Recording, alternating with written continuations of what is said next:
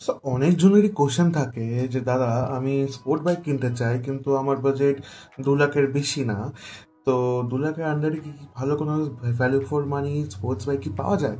তো ডেফিনেটলি পাওয়া যায়, কিন্তু মানে একটু 2 লাখ বা কোনো কোনো বাজেট হালকা ক্রসও করতে পারে। বাট আমি চেষ্টা করবো ওর মধ্যেই রাখার আর ভ্যালু ফর মানি রাখার। তো আমি ওরকম কিছু টপ 5 পিক্স করেছি, যেটা এক্ষুনি বলছি।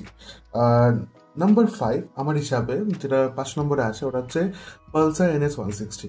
কারণ aggressive look, strong punch, city রাইডে একদম মজা লাগে। কিন্তু ওয়েট আর সাসপেন্সারটা একটু স্টিফ, বাট মাইলেজও খুব ভালো। আর এই বাইকটা একটু স্টাইলিংটা একটু আপডেটটা অনেক দিন ধরে বাকি আছে, তাও এরা 5 নম্বর স্পটটা ডিজার্ভ করে। নাম্বার 4-এ যেই বাইকটিকে আমি রেখেছি সেটা হচ্ছে জিক্সার 155।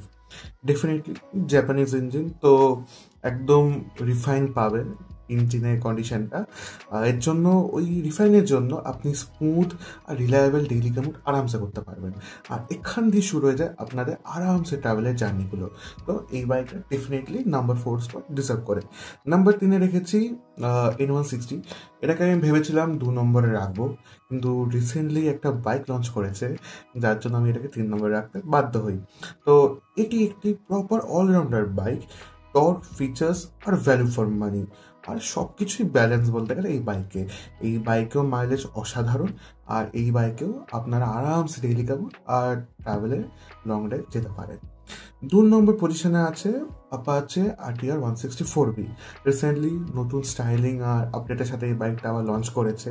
তো এই বাইকের মধ্যে আপনি পেয়ে যাবেন sharp pick up, sporty feel, কিন্তু লং রাইডের পশ্চারটা একটু অ্যাগ্রেসিভ। তাও আমার মনে হয় এই বাইকটা অতিরিক্ত ভ্যালু ফর মানি। আর নাম্বার 1-এ আমি রেখেছি মানে স্পোর্টস বাইকে বলতে গেলে পুরোপুরি যে কোনো কিছু যদি বাইক কাছাকাছি এসে থাকে তাহলে এই নাম্বার 1 বাইক সেটা হচ্ছে সুজুকি জিক্সার SF 155। কারণ এটার মধ্যে ফুল ফেয়ারিং স্টাইল আছে, স্মুথ ইঞ্জিন পাবেন এটাতে। আর R15-এ যেখানে অনেকটা পুরোপুরি বলতে গেলে কমিউটেড রাইডিং পশ্চার, এটাতে সেটা নেই। তো এটাতেও আপনি আরামসে ডেইলি কমিউট আর লং রাইডে যেতে পারবেন। তো এটা ছিল আমার টপ 5টি পিক আন্ডার 2 লাখে বেস্ট স্পোর্টস বাইকের জন্য। তো এরকমই ইনফরমেটিভ বাইক কন্টেন্ট দেখতে হলে আমার চ্যানেলটিকে সাবস্ক্রাইব করুন।